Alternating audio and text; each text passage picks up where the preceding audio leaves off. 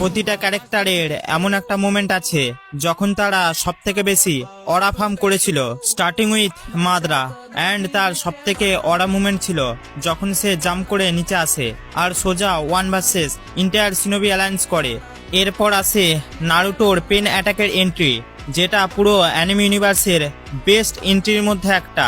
আর সিনটা যখন ফ্যানেরা first time দেখে খুশিতে তালি দিয়া শুরু করে দিয়েছিল। তারপর ইতাচি, আর তার সব থেকে অরাবালা মুভমেন্ট ছিল যখন সাসকে মনে করে ইতাচিকে মেরে দিয়েছে, বাট তখন ইতাচি অন্যদিকে ইশারা করে। অ্যান্ড যখন সে দেখে বুঝতে পেরে যায় ইতাচির গেনজুসুর মধ্যে আছে।